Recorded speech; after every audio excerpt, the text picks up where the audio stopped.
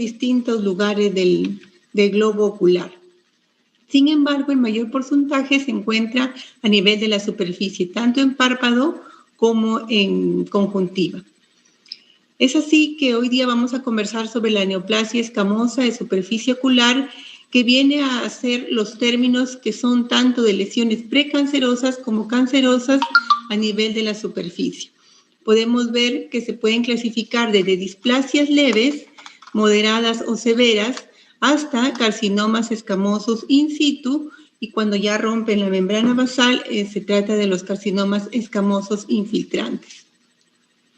Vanesita, dime, ¿se ve el puntero? Sí, doctora. ¿Sí? Ya, perfecto. Aquí podemos ver una correlación de las fotos de láminas de patología, donde se puede ver, en este caso son queratosis actínica, displasias leves, donde se preserva la membrana basal a este nivel. Igualmente acá, que ya se trata de un carcinoma in situ, que ya es una lesión maligna. Sin embargo, aquí en el carcinoma escamoso infiltrante ya hay ruptura y daño de la membrana basal. Ustedes en su lectura van a poder encontrar también el término de neoplasia conjuntival intraepitelial, y eso abarca tanto los distintos grados de displasia como hasta el carcinoma in situ. El carcinoma epidermoide tiene una incidencia entre 3 a 4 por 100.000 habitantes. Sin embargo, en nuestro país hemos visto que hay mayor frecuencia que este número. Se presenta entre la sexta y séptima década de la vida. Sin embargo, también hemos visto que hay mayor frecuencia en edades más tempranas. En el caso de los niños, normalmente se presenta cuando hay patologías congénitas, como en este caso, esta condición de xeroderma pigmentoso. Se trata de un niño ángel de 9 años, procedente de Cajamarca, que presentaba múltiples lesiones, tanto en piel como el carcinoma vasocelular, como también en conjuntiva de carcinoma escamoso. Lamentablemente tienen un mal pronóstico de vida. Él falleció a los 11 años, pero él fue uno de los primeros casos con los cuales se empezó el inicio del manejo de interferón alfa 2 beta. Y normalmente estas lesiones son lesiones pequeñas, pero progresan con el tiempo y pueden llegar a invadir tanto intraocularmente como también orbitariamente. Para enfocarnos un poco en el manejo, vamos a hacerlo a través de unos tips para que se nos pueda ser más claro. Y el primer tip que vamos a conversar es conocer los signos de malignidad, especialmente para nuestros participantes residentes. Aquí he traído las lesiones más típicas del cáncer de superficie ocular, que son el epidermoide, en lo cual nos vamos a enfocar, el melanoma y el linfoma. Podemos ver que el carcinoma epidermoide es una típica lesión que es sobrelevada, con bordes irregulares, con vasos nutricios, y está muy relacionado a lo que comentábamos inicialmente, la exposición de radiación ultravioleta a largo plazo. Por ejemplo, agricultores o pacientes de fondo, pacientes que están expuestos al sol, o policías. De ahí que en la ciudad de Arequipa, por ejemplo, se ha establecido ya como norma todos usar sombrero y todos tratar de protegerse por la exposición solar de los policías. Ustedes los van a ver con su sombrero para tratar de evitar esta exposición y este daño. Los signos de malignidad, aquí queremos conversar sobre las lesiones más típicas, como un tumor gelatinoso sobrelevado, que sale de la forma típica de pterigion. Aquí podemos ver que esta lesión es muy común o muy parecida a un pterigion, pero en esta zona podemos observar esta lesión leucopláquica, que es una lesión blanquecina. Igualmente, aquí resaltar el vaso nutricio. Un vaso nutricio nos da la idea de que es una lesión que va a seguir creciendo, va a seguir aumentando, va a seguir progresando. Igualmente, el crecimiento progresivo es una característica típica de las lesiones y del cáncer en general. Si ustedes consultan con su paciente cuánto tiempo estuvo así, ellos les van a comentar que ha seguido creciendo en los últimos meses. No es años para tener así, normalmente son meses, incluso semanas, dependiendo de la agresividad. Igualmente acá ya podemos observar que hay un compromiso de globo ocular, y en esta última imagen ya es un diagnóstico de un compromiso orbitario. Los diagnósticos diferenciales son variados, desde un pterigion, que siempre hay que sospechar de una lesión atípica cuando sale de esta forma de ala, como sabemos que viene de la palabra pterigion, ala. Cuando sale, es importante mandar a patología las muestras. Vamos a ir viendo cómo mandarlas, ¿no? En el INO se hizo un estudio con el doctor Dulanto y la doctora Marroquín, donde se incluyeron todos los pterigions operados a patología y se encontró un 0.1% que fueron mandados como diagnóstico de pterigion, que fueron una neoplasia escamosa.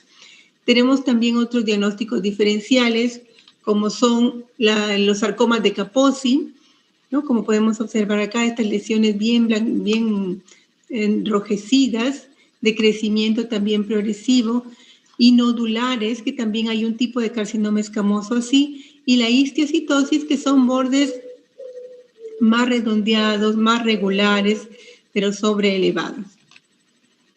El segundo tip para ver el manejo es la extensión de la enfermedad. En la extensión hay que ver la extensión subyacente, es decir, que tanto se extiende en la superficie, como podemos observar en esta lesión que ha cubierto prácticamente la córnea, como también en la extensión linfática. Hay muy poca estadística, en realidad no he encontrado ningún paper, ni tampoco hemos visto ningún caso que haya hecho un carcinoma escamoso una metástasis sanguínea, a diferencia del melanoma. Pero siempre es importante evaluar la metástasis ganglionar por la irrigación, como podemos ver en esta gráfica, tanto a ganglios preauriculares como a ganglios submaxilares. Entonces, cuando llega un paciente con una lesión sospechosa, debe ser consignada en la historia la palpación de ganglios. Nosotros ponemos siempre ganglios positivos o negativos para poder ver que ha quedado consignado. Muy bien. Dentro de la extensión, las dudas más frecuentes han sido cuando son lesiones sutiles, cuando son lesiones pequeñas. Ya cuando son lesiones grandes, como hemos visto en la paciente anterior, es mucho más fácil diagnosticar clínicamente. Pero cuando son lesiones pequeñas es donde vienen mayormente las preguntas o la duda. Y tenemos muchas preguntas al respecto, aprovechar la oportunidad para que a través del medio del WhatsApp, en este tiempo de pandemia hemos tenido muchas consultas porque realmente son fácilmente manejables por cualquier oftalmólogo residente, ¿no? Siguiendo los criterios de oncología. Aquí podemos ver, por ejemplo, en esta lesión, una pequeña lesión sobreelevada. Esto es una lesión pinguecular que ha ido aumentando y creciendo. Igualmente acá hay una lesión muy sutil que podría también diagnosticarse diferencialmente con una queratopatía, pero podemos ver acá que hay un crecimiento muy leve en la región corneal. Igualmente acá estas lesiones podrían ser sospechosas por este vaso sanguíneo. En las lesiones pequeñas, salvo que ya haya mucha evidencia, normalmente observamos, siempre va a crecer si es una lesión maligna. Hay que observarlo y preguntar, indagar si estuvo expuesto el paciente. Como en este caso, por ejemplo, que es un pterigion típico, entonces en el momento de retirarlo es importante sacar una muestra o retirarlo para colocarlo en una muestra y enviarlo a patología. Podemos ver acá hay una pequeña lesión que puede ser más irregular que el resto de tejido. Al igual también estas famosas leucoplaquias que pueden haber tenido ustedes en algunos pacientes, también son sospechosas de lesiones precancerosas como la queratosis actínica. O en este caso, como podemos observar, una lesión al parecer es un pterigion recurrente, pero si nos fijamos en este punto, podemos ver que hay un crecimiento medio gelatinoso que ha ido creciendo adyacente a la lesión. Igualmente, esta es una lesión que se está extendiendo siguiendo la forma irregular fuera de la lesión de pterigion. También son lesiones que se van malignizando muchas veces en algunos pacientes que tienen su pterigion previo. Esta es una lesión corneal muy sutil también. En algunos casos hemos observado, pero cuando vemos que hay crecimiento, se retira y son lesiones intraepiteliales. Estas lesiones son más típicas, sin embargo, podemos confundirlas de repente con una pinguécula inflamada o con un crecimiento, ¿no?, del tejido, pero aquí podemos observar lo que comentábamos, el signo claro del vaso nutricio y la lesión sobreelevada. En este caso son lesiones de bordes más regulares, sin embargo, compete a las lesiones de carcinoma escamoso nodulares. Estas lesiones, como les decía, ya las lesiones más avanzadas, que en realidad es la que más veíamos en el INEN. En el INEN normalmente nos llegan casos avanzados, casos severos, casos ya con un diagnóstico de carcinoma escamoso infiltrante, donde tenemos que realizar y descartar ya básicamente si hay compromiso o no orbitario, ¿no? Siempre es mandatorio pedir una tomografía. La tomografía tiene que tener 3 cortes: el corte coronal, el corte axial y el corte sagital, para que podamos definir la extensión y para que podamos hacer el manejo quirúrgico.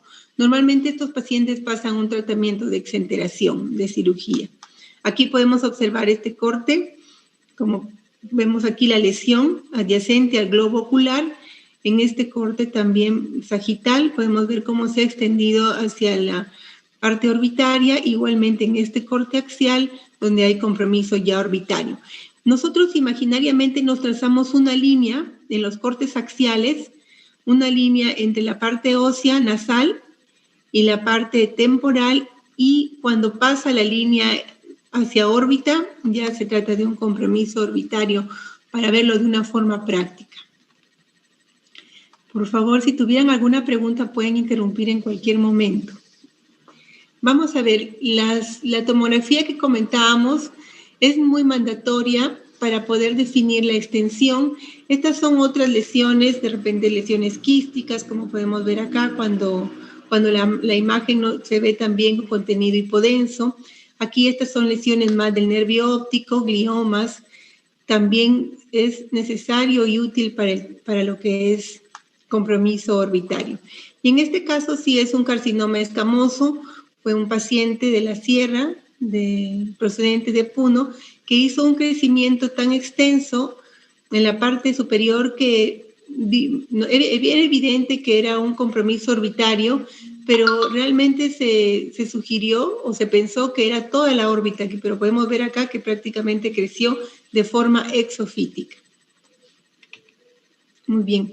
La resonancia magnética, comentarles básicamente que es más para lesiones donde estamos sospechando vasculares, ¿no? Que nos puedan indicar si hay alguna vascularización activa, o para descartar. En el caso del carcinoma escamoso, normalmente pedimos de inicio la tomografía y es lo que nos basta y nos ayuda para lo que es cirugías.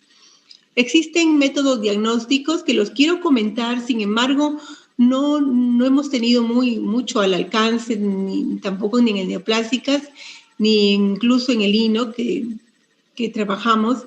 No hemos manejado esto, pero con la clínica hemos podido resolver los casos. Sin embargo, es importante comentarlo, estas ayudas, como son el azul toludina, que también ayuda a pintar, a teñir las lesiones, como podemos ver acá, incluso lesiones sutiles, que es para lo que normalmente más ayuda, porque ya estas lesiones más grandes realmente ya son muy sospechosas de ser carcinoma escamoso. Igualmente la citología de impresión en algunos lugares, no acá en Lima, en unos lugares hacen esta citología, es importante conocer para ver también las opciones que tenemos en otros lugares. Se hace a través de anestesia tópica, es algo rápido, se presiona por 5 segundos y tenemos ya fijado con un filtro una patología, una lámina patológica. Las imágenes, que también son muy comentadas y también existen muchos trabajos de investigación, son básicamente la tomografía de superficie o tomografía anterior, que se ha venido trabajando. Sobre todo tenemos estudios de la doctora Carol Carr, que ella siempre nos comenta sus estudios. Podemos ver acá algunas lesiones en superficie, cómo hay una correlación entre la imagen y la patología, ¿no? A través del tiempo ha ido mejorando la resolución de estos tomógrafos para poder tener un diagnóstico, y se ha encontrado que cierto tamaño de 142 micras de espesor epitelial tiene una especificidad de 94% y una sensibilidad de 100%. Sin embargo, no es muy común en nuestros pacientes que no tienen el alcance. Aquí podemos ver que también incluso lo manejan para casos de pterigium, para casos sospechosos, para casos también de linfoma e incluso casos de melanoma. Pero nuestro gol estándar siempre es la biopsia y el estudio anatomopatológico. Nosotros podemos ver esta imagen y estar muy seguros de que es un carcinoma escamoso infiltrante. Sin embargo, no podemos diagnosticar al 100% que lo sea. Quien da la certeza y la seguridad del 100% es la anatomía patológica. Y eso quiero que quede bien claro para que cuando tengan una lesión sospechosa siempre tengan el hábito de mandar a patología su resultado. Hemos tenido casos muy tristes en donde había la sospecha, se ha operado sin ningún resultado de patología, no tenemos el antecedente anterior, entonces tenemos nuevamente que hacer biopsia, tenemos nuevamente que extender la lesión, no solamente en lo que es carcinoma de superficie, sino también en otros tipos de tumores como han ido viendo o van a ver, especialmente en el tema de retinoblastoma. En el caso de este manejo, el tercer tip es valorar qué biopsia vamos a realizar. Como les decía, estos casos son más fáciles de manejar porque sabemos ya cuando pasan en la puerta que es un carcinoma que hay que hacer una biopsia incisional por el tamaño. Apenas ingresa al consultorio, hacemos la biopsia incisional. Una vez que tenemos ya la certeza, podemos ingresar a cirugía.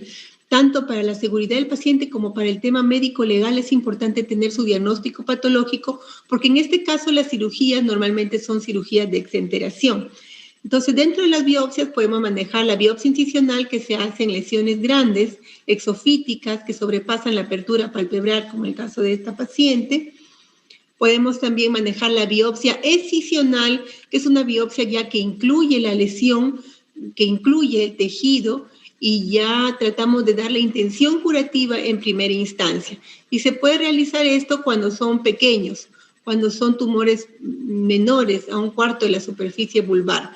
Normalmente, si vemos que al retirar hay sospecha del hecho operatorio, hacemos también una queratectomía lamelar y ambos, tanto la muestra como la queratectomía, enviamos a patología. Aquí podemos también ver cómo se ha ido resecando algunas lesiones. Normalmente no se hace plastía después de estas cirugías para poder ver la recurrencia que está descrita en los pacientes. Sin embargo, cuando son pacientes muy jóvenes, se ha hecho con mucho cuidado, dejando unos 2 milímetros de limbo para poder observar si hubiera recurrencia. Aquí quiero mostrarles cómo mandamos la muestra. Esta es una forma de mandar la muestra que se hacía en el INO. En el INEM marcábamos con un lápiz, pero acá se hacía una muesca para señalar que este lado de la lesión era el lado nasal. Normalmente sacamos la lesión y colocamos en un cartón, que puede ser el cartón de la sutura, dejamos hasta terminar nuestra cirugía y luego lo colocamos en un frasco con formol. Con formol. Si no tuvieran formol, a veces se ha cometido el error de colocar suero fisiológico, pero eso altera el tejido. Entonces, de preferencia, si no hay formol, dejarlo sin nada y mandarlo lo más rápido posible a patología. Igualmente, acá hay unas lesiones más extensas que podrían quedar la duda de que hay algún compromiso intraocular.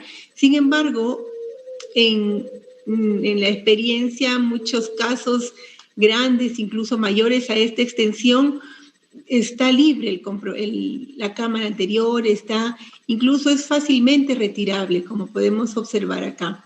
Igualmente, en estos casos más profundos, hacemos una queratectomía lamelar y lo consignamos como un margen profundo para tener su estudio. Acá podemos tener la facilidad, cuando estuvimos en el INO, de tener la ecografía de la sonda 50, de 50 MHz, donde hicimos a muchos casos que cubrían la córnea esta lesión, y podemos encontrar incluso en casos mucho más extensos que estaba preservada la cámara anterior. Entonces, con esa seguridad se entraba, pero si no lo hubiera, quiero que vean que estos tamaños todavía están conservando la cámara.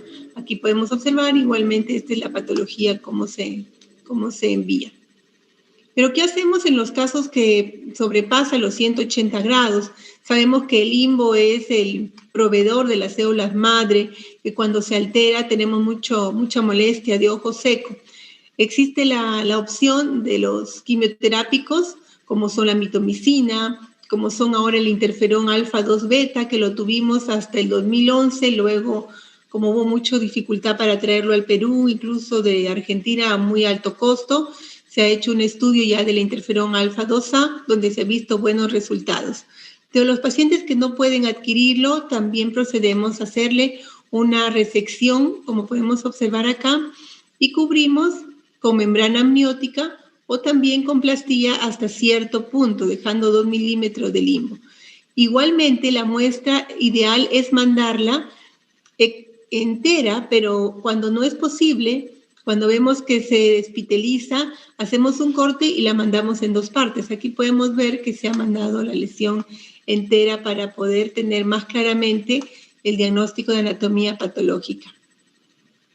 Aquí estamos con una residente muy querida de Lino, con una doctora también, donde quería mostrarles aquí, y una pregunta clásica es, ¿pero qué colocamos después de la resección? Existe la mitomicina, el fluoracilo, que es una gota muy dolorosa. Nosotros hacemos, incluso en el INEN, colocamos el alcohol absoluto.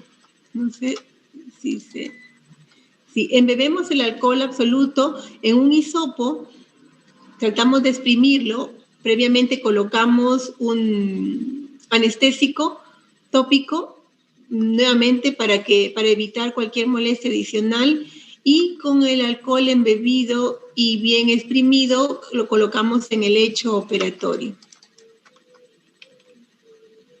Muy bien. En lo que es ya el manejo a nivel orbitario, probablemente no sé si han hecho el tema de exenteración, pero en este caso la cirugía mandatoria es la resección de toda la órbita, como podemos observar acá. Si hubiera en este caso, que es un carcinoma escamoso de un paciente que hizo una metástasis también a nivel ganglionar, se programa en forma multidisciplinaria tanto la exenteración como también la disección radical del cuello para poder resecar las plantas comprometidas. Anteriormente, a los pacientes que quedaban tejido o que era carcinoma infiltrante, se mandaban a radioterapia y las sesiones eran muy extensas, normalmente eran dentro de un mes, eran seguidas, pero ahora hay ya la radioterapia que es en una sola sesión, que es muy útil sobre todo para los pacientes que vienen de fuera. Una paciente, solo para que vean, es una paciente, ya la han visto, ella es una paciente para el tema funcional, para el tema de rehabilitación estética, tenemos las prótesis somáticas, como pueden ver que las pacientes, sobre todo los pacientes que se encuentran en edad laboral, pueden insertarse fácilmente a su trabajo. Actualmente se estaban haciendo con unos, pero sin embargo he visto que todavía práctica usar la prótesis con el pegamento. Y otro tip es manejarlo en forma multidisciplinaria. Si bien es cierto, nosotros podemos disecar la lesión, es importante definir si va a ser llevada a radioterapia, que ser llevada a quimioterapia, como en el caso de los linfomas, que se resuelven muy bien con la quimio, y consultarlo con sus médicos y como les da cualquier duda, podemos conversarlo con nuestros oftalmólogos, oncólogos que están aquí en la pantalla. Muy bien.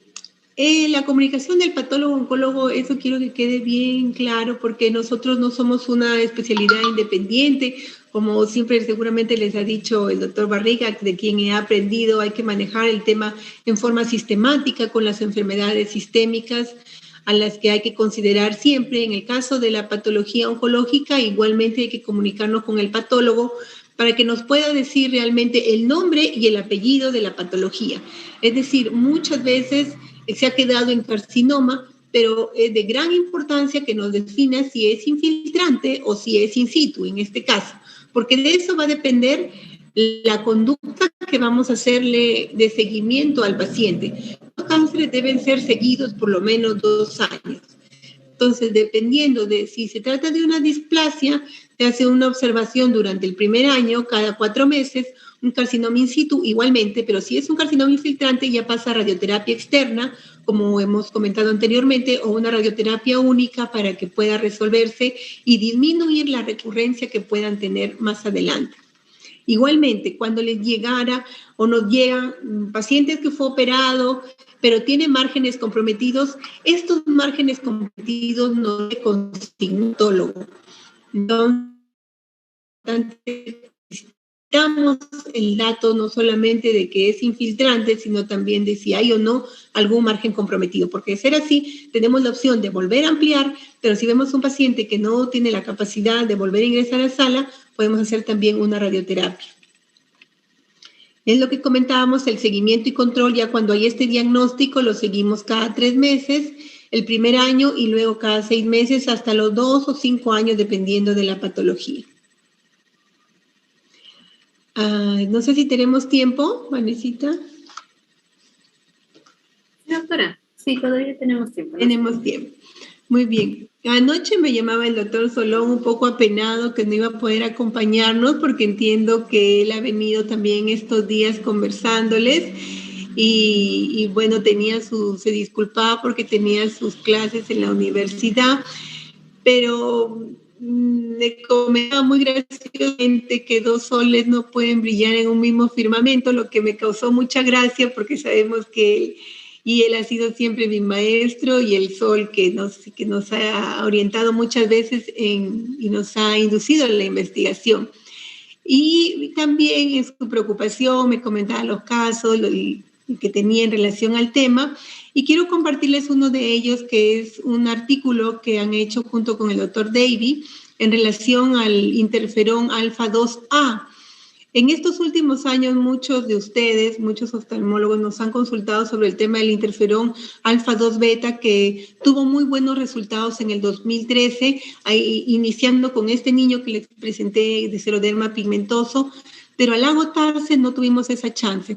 Entonces, acá en este estudio, este es uno de los casos, que es un paciente con VIH. Este es el ojo, uno de los ojos. El otro ojo tuvo un trauma anterior con una muy baja visión. En este ojo desarrolló un carcinoma in situ, es un paciente antecedente de VIH, como les decía, y se le hizo el tratamiento con interferón 2 alfa 2A que tenemos actualmente, ¿no? Y se ha colocado y ha tenido muy buenos resultados. Estas son imágenes después de 24 meses de tratado. Normalmente las gotas de interferón 2A se usan 1 millón por mililitro, una gota cada 4 horas, normalmente por ciclos de 4 meses, y se va observando si es necesario algún ciclo más. Dentro de las conclusiones, quería comentarles que la neoplasia escamosa de superficie es el término que usamos para lesiones precancerosas y para lesiones cancerosas, dentro de las cuales la más maligna o la de mayor grado es el carcinoma escamoso infiltrante, ¿no? También tener en cuenta los signos de alarma que su paciente le consigna, como es el crecimiento progresivo y en algunos casos también alteración del pigmento y alteración de la estructura. La comunicación del patólogo es muy importante y las imágenes de ayuda diagnóstica son sobre todo cuando tenemos sospecha de un compromiso orbitario. También es importante señalar que el examen clínico debe incluir la evaluación de los ganglios y también un examen sistémico completo. No olvidar que el tratamiento es multidisciplinario. Una vez que tenemos el diagnóstico, consultarlo con su patólogo, consultarlo con su oftalmólogo, oncólogo, para ver si necesita o es necesario una radioterapia, que en muchos de los casos, cuando es infiltrante, ayuda a que no vuelva a recurrir. No soltar a su paciente después de operado, decirle que necesita un control, por lo menos durante el primer año, sobre todo en aquellos pacientes que de repente viven lejos, y hay que considerar eso para que el paciente pueda regresar. Muchos de ellos han regresado cuando recién ven nuevamente crecimiento. En esos casos nuevamente tenemos que operar, y una vez que operamos ya de frente van a la radioterapia. Muy bien, la prevención en estos casos es importante, la prevención, evitar el sol con los lentes, con los sombreros.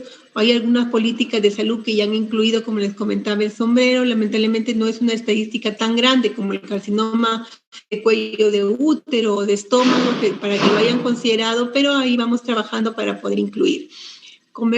Quería mostrarles unas fotos, como les decía, de los sitios de sus patologías. Aquí tenemos el laboratorio de patología del Lino, donde también pueden mandar sus muestras, y aquí hacerle un reconocimiento al doctor Avendaño, que por muchos años trabajó en el Lino y nos dejó una gran escuela de patología. Cuando trabajé ahí, que no realmente fue un poco tiempo, él muy puntualmente iba, al igual que el doctor Barriga, iba a escuchar a los residentes. Y bueno, estas son algunas fotos de mi servicio que recuerdo siempre con mucho cariño. No sé si hubiera alguna pregunta, si están ahí, chicos. Doctora, excelente ponencia, muy didáctica. Gracias por los aportes que nos ayudan a diferenciar las características malignas de este tipo de lesiones. Doctor Barriga, ¿algún comentario? No, agradecerle a Mili. Mili, yo he visto tu trayectoria, sé el punche que le has puesto a todo lo que has hecho siempre. Te recuerdo mucho de la residencia, lo que llegaron a hacer. Y bueno, ahora solamente agradecerte que podamos contar contigo para este tipo de actividades que tú sabes que los residentes lo necesitan. Y tu contribución pues es grandísima. Yo estoy seguro que con Solón, si vamos a hacer algún otro curso en el futuro, estamos seguros que vamos a contar contigo de todas maneras. Cuenten conmigo, doctor, para lo que quieran. Yo creo que cuando uno recibe tanto de mucha gente querida como usted, el doctor Solón, esto es muy poquito. Así que cuando quieran, estamos para acompañarnos más en estos tiempos que necesitamos reforzar toda la parte académica. Muy bien. Yo creo que hay preguntas, hay un par de preguntas en el chat, si no son más, Vanessa. Sí, doctor. A ver, se las leo. El doctor Román consulta si hay alguna tensión tópica que le ayude a identificar alguna displasia. Y también consulta si los hisopos con alcohol embebido se da toques en la superficie quirúrgica o los deja en contacto por cuánto tiempo. Sí. En relación a la primera pregunta, normalmente nos hemos ayudado con el ojo clínico. No tenemos actualmente el azul de toludina, salvo que el rosa de Bengala en algunas ocasiones lo hemos adquirido, pero normalmente nos hemos guiado de la parte clínica, ¿no? De las lesiones, que es muy característica de los vasos nutricios y la forma irregular. Y cuando retiramos algunos terigios sospechosos, lo mandamos a patología, que son los únicos que nos van a dar el diagnóstico anatomopatológico, ¿no? Y en relación, me decías, Vanesita, al alcohol embebido, lo dejamos aproximadamente unos 30 segundos. Hacemos los toques sobre el lecho operatorio, evitamos que caiga el alcohol a los fornix porque puede ser muy doloroso. Por esa razón colocamos el anestésico y colocamos los toques en un tiempo de unos 30 segundos y eso nos ha traído muy buenos resultados. Algunos nos dicen, pero la mitomicina, personalmente, muy pocos casos ha sido necesario usar la mitomicina con el alcohol. Tuvimos un caso de una mamita de un colega ahí en Arequipa, donde igual no pudimos encontrar la mitomicina por alguna razón y le comentamos la experiencia y en realidad hasta ahora ya han pasado creo 5 años, va muy bien y en realidad me ha funcionado muy bien el alcohol y con eso le colocamos a todos, eso sí, a todos los pacientes que resecamos. Ok, doctora. Hay otra pregunta. La doctora Galván consulta, por ejemplo, la mitomicina, ¿a qué dilución lo utiliza? Y el 5-cloracilo se disuelve. Normalmente la mitomicina lo usamos a 0.2, lo colocamos a 0.2%, una gota normalmente cada 4 horas, los 5 primeros días después de operado. No usamos, personalmente no uso intraoperatorio Y la fluoracilo ya no hemos usado, tuvimos 2 casos que se usó cuando estaba en el INEM, pero creó mucha molestia, incluso hizo lesiones perioculares, lesiones costrosas, y ya no, realmente no hemos usado el 5-fluoracilo. Le llaman la gota del diablo porque causa mucho dolor, incluso sí está reportado, así que personalmente he preferido dejarla.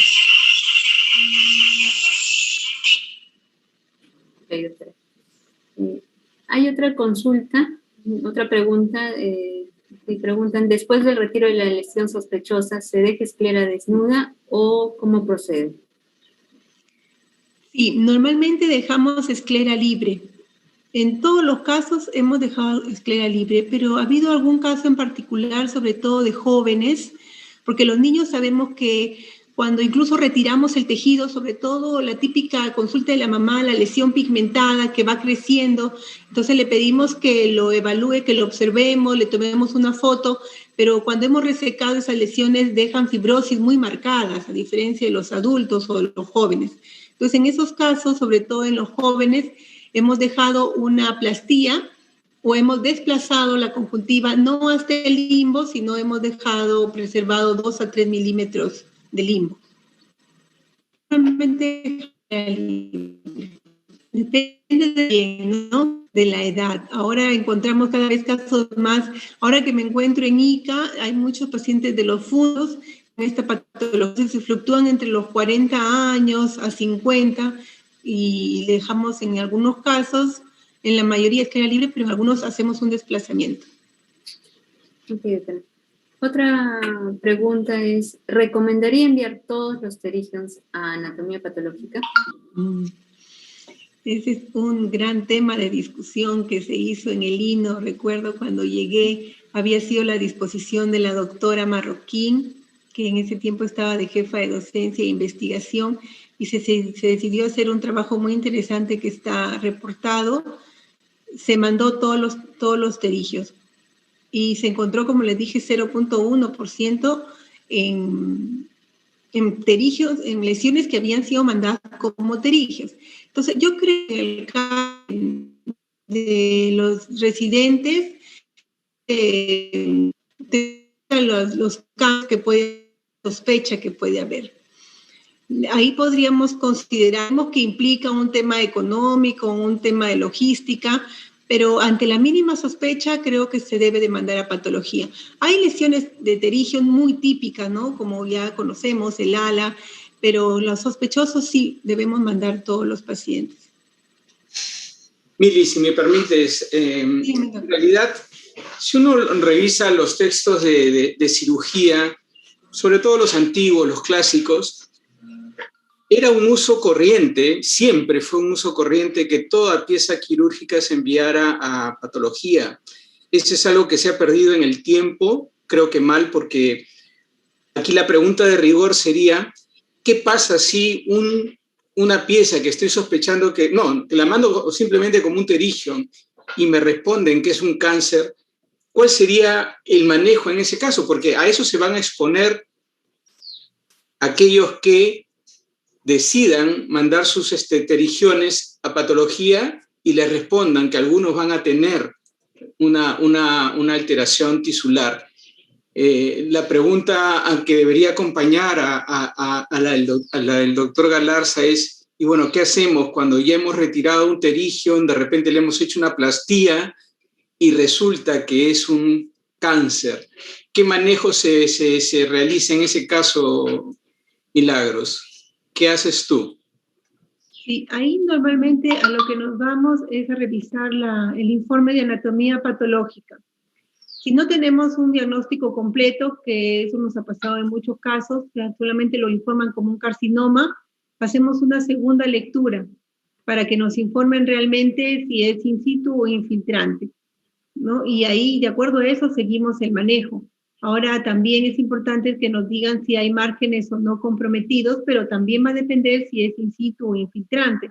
Entonces, si nos dice el patólogo en la segunda lectura que tiene carcinoma in situ, normalmente lo que hacemos, si salió completo, es observarlo. Hablamos con la paciente que hay que observarlo durante el primer año, cada 4 meses, y luego cada 6 meses el segundo año, y con eso podemos ya decirle que hay una curación completa, porque hay un 2% de recurrencia en donde no quedó nada. Entonces, ahora, si es un infiltrante, sí tiene que pasar. Ahora, si es in situ y margen comprometido, se tiene que plantear 2 opciones. O volvemos a ingresar para hacer una resección más amplia, o también lo pasamos a radioterapia. Ahora, si ya nos dice el patólogo que es un carcinoma infiltrante, pasan de todas maneras a radioterapia. Ahora, hay que tener en cuenta que la radioterapia tiene que ser oportuna. Para que pueda ayudar, realmente tiene que ser dentro de los 2 meses de operado.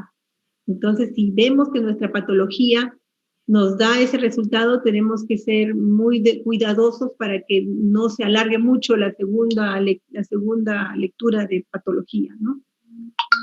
Gracias. Pero es manejable, ¿no? A veces el tema cáncer en muchos pacientes tratamos de manejarlo con el familiar o con mucho cuidado, porque en este caso lo bueno, por ser superficie, nuevamente va a ser evidente, no va a ser una lesión escondida ni una lesión metastásica sin que se vea. Entonces, eso es la ventaja que tenemos, ¿no? Que se va a volver a ver y nos da la oportunidad de volverlo a retirar todo. Claro, de acuerdo. ¿Hay más preguntas, Vanessa? Sí, doctor. El doctor Pino consulta, ¿qué método técnica clínica podemos realizar o incluir en nuestra consulta diaria en cuanto a las lesiones pequeñas y con diagnóstico clínico dudoso? Nosotros los oftalmólogos generales que no contamos con métodos diagnósticos como VM, resonancia o tomografías, ¿hay alguna manera de tener más seguridad de un diagnóstico más acertado en cuanto al tipo de lesión por evaluación clínica? Muy bien, créanme que realmente tampoco donde estoy tengo el OCT, así que lo que hacemos es foto clínica. Esa costumbre la hemos sacado desde la residencia, la foto clínica para todo paciente. Entonces conversamos con el paciente ahora que hay la facilidad de los celulares, que incluso muchos de ustedes nos envían una foto por celular en primer plano, es suficiente para poder comparar a través del tiempo. Y el tiempo que damos para comparar son 2 a 3 meses. En 2 a 3 meses, normalmente tratándose un carcinoma, hay una lesión, es una lesión que va a crecer, ¿no? Hasta 6 meses incluso en algunos pacientes, y se hace seguimiento a través de una foto clínica. Ahora, si son niños, que es lo más común, igualmente, incluso lo dibujamos si no tenemos la foto, cómo pegarla en la historia clínica, cómo adjuntarla, lo dibujamos y lo tomamos la medida, ¿no? Con la lámpara de hendidura. ¿Sí? Es lo más sencillo que podemos hacer. Hay pacientes que sí se van, ¿no? Nosotros sabemos que tenemos pacientes que se pierden, que de repente no les dan la debida importancia. Por eso en la primera consulta es importante ser insidioso para que el paciente tome conciencia de que puede tratarse de una lesión precancerosa. Pero si aún así vemos que es un paciente que viene de provincia y se va a perder, lo operamos. Si es sospechoso, lo operamos, nos aseguramos con la patología. Ok, doctora. Hay otra consulta sobre el uso del interferón 2-alfa. ¿Cuál es la forma de aplicación? Normalmente ahorita viene diluido de 1 por 1.000.000, ¿no? Vienen las ampollas del interferón 2-alfa. Y se coloca como una gota tópica cada 4 horas por 4 ciclos, y vamos viendo cómo va mejorando, ¿no? Para ir colocándole el aumento de los ciclos. En realidad es una dilución sencilla. O sea, primero se hace el exéresis de la lesión e iniciamos el tratamiento, o damos un plazo. Normalmente para el estudio se hacía una biopsia, pero normalmente en los otros pacientes que hemos ido tratando no es necesario, ¿no? Hacemos el tratamiento, le explicamos al paciente, porque hay pacientes, por ejemplo, ancianos que no pueden acostarse, o pacientes VIH que no pueden, o pacientes de ojos únicos. Entonces, son casos específicos con los cuales manejamos, porque como les digo siempre, el gol estándar, para mí la preferencia ha sido operar, pero si son casos específicos ya podemos manejarlo de forma tópica, sin necesidad de hacerle ningún tipo de cirugía, ¿no? Ok, doctora. El doctor Torres consulta si ¿Qué experiencia tiene en el uso de tinción con rosa de Bengala en lesiones neoplásicas? Este colorante es más accesible como la fluoresceína. Sí, es un colorante realmente más fácil de conseguir. Lo hemos usado durante un tiempo. No tengo mucha experiencia porque tampoco he visto mucha necesidad, ¿no? Normalmente marca en lesiones que ya se ven alteradas o lesiones que ya se ven con vasos nutricios. Entonces, no lo hemos usado mucho realmente. Más nos hemos abocado por la clínica que hemos comentado antes. Y hay una pregunta del doctor Chao que consulta dónde podría encontrar interferón 2 beta, 5-fluoracilo, mitomicina en el Perú, si tiene alguna referencia. No tenemos en el Perú interferón 2 beta, tuvimos mucho en el INEN, pero se agotó y lo que se tiene es el interferón 2 alfa, ¿no? El A, no el B. Okay, doctor. Doctor Barriga, esas han sido todas las preguntas por el momento en el chat. Pues sí, no.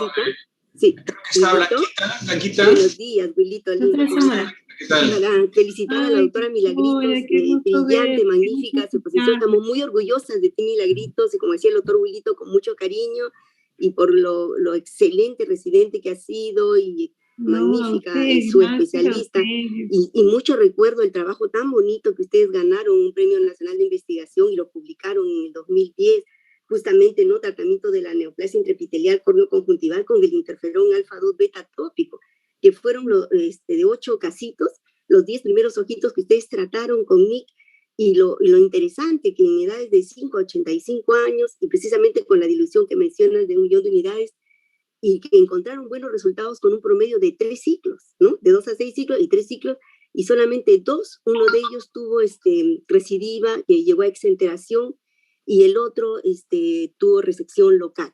Entonces, y la única alteración que encontraron ustedes como efecto tóxico fue la queratitis punctata, pero leve, creo que en 2 casos. Entonces, mi pregunta sería, bueno, no está el otro soloncito, pero eso fue en el 2010. ¿Habrán seguido a esos pacientitos, porque fue 18 meses el seguimiento que ustedes le hicieron? ¿Lo habrán seguido a través de los años? Porque ya habrían pasado desde el 2010 11 años, ¿no? Hubiera sido importante el seguimiento también en esos pacientitos. Milagritos. ¿Sabes algo de ellos? Tal vez del chiquito de 5 años, ¿no? Porque ahora ya tendría, pues, 16, ¿no? Sí, doctora, realmente igual es un gusto escucharla, es un gusto escucharla. Gracias a usted que siempre también nos incluyó en la parte de la investigación. Mire, en realidad esos casos sí se han seguido porque dentro del protocolo que se maneja es el seguimiento hasta los 5 años y hasta los 5 años han ido bien. Solo el niño del seroderma que falleció por el tema de pronóstico de su enfermedad, pero el resto todos han ido bien. Por eso se buscó tanto el interferón 2 beta, que se trató de adquirir de Argentina y no se pudo, pero ahorita con los resultados que se ha tenido en el último estudio que ya ha hecho el doctor Solón con David, ya prácticamente tenemos unos resultados similares, ¿no? Entonces ahora se está manejando ya con el 2A. Qué bueno. Milagrito linda, dime, ¿y el interferón 2A, que el costo es mucho en relación igual que interferón 2B o menos? No, el costo es accesible, doctora. Ahorita no tengo el monto exacto. El que era muy costoso era el del interferón 2 beta, que aquí en Perú estaba a 30 soles y al traerlo de Argentina estaba a $300 en esa época. Pero el interferón 2A, el 2A es accesible. Qué bueno. ¿Y hay en el INEN? En el INEN se podría adquirir. Sí, tengo entendido que hay. No sé exactamente si en los últimos meses todavía tengan, pero habría que consultarle a ver al doctor Solón. De todas maneras, le voy a decir que ha hecho falta que esté aquí. Mañana le consultamos. Muchísimas gracias, Milagrito. Nuevamente felicitaciones y hermosa tu familia, linda, linda. Muchas bendiciones, cuídate muchísimo. Gracias a usted. Éxitos, que sigan los éxitos. Saludos a Cari. Muy orgullosa de ti, ya esperamos verte pronto en otras conferencias. Muchísimas gracias. Gracias, doctora, muy amable, muchas gracias. Igual, Milagrito, muchas gracias. De hecho, vamos a seguir contando contigo ahora. Esta nueva plataforma nos ayuda a vernos a la distancia y ver que estás tan bien y haciendo las cosas tan bien. te felicito y estamos, como dice Blanquita, orgullosos de tu trabajo, de tu trayectoria. Muchas gracias a ustedes, gracias realmente para mí es un gusto verlos. Un abrazo a la distancia. Un abrazo, sí. Muchísimas gracias, tan linda. Vanessa, ¿qué tenemos para mañana? Para mañana tenemos el tema de técnica de resección de neoplasia maligna conjuntival, a cargo de la doctora Melina Morales de Brasil, a las 7 de la mañana, doctor. Muy bien. Todos están invitados. Muchísimas gracias. Gracias. Listo. Chao, Milagrito. Chao. Chao, Milagrito. Chao. Preciosa las fotos del recuerdo. Gracias las preguntas, sí, ahí quedan para todas.